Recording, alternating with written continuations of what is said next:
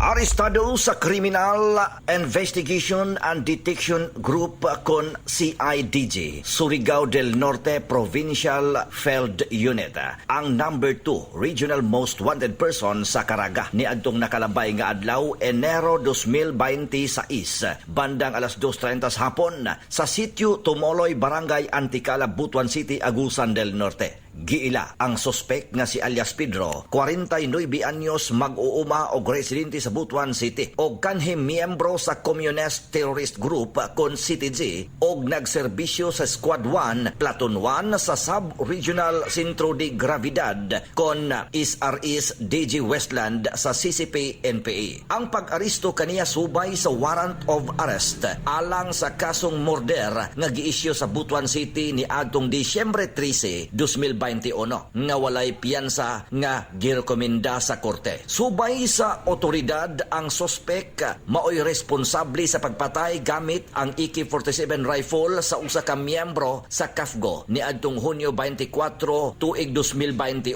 sa Purok 5 Barangay Tagbungabong, Remedios nga sakop sa Agusan del Norte. Samtang ang operasyon parte sa padayon nga kampanya batok sa terorismo nga gipanguluhan ni Acting PNP Chief Police Lieutenant General Jose Melencio C. Nartates Jr. nga naglunsad og focus program aron mapalig-on ang laban kontra sa mga terorismo sa nasod. Mga katropa, extra energy ba sa panglawas ang imong gikinahanglan? Mag-premium D3 ka na. Alang sa nagkahiusang Pilipino para sa Pilipinas, Junje Lebrias, XFM News.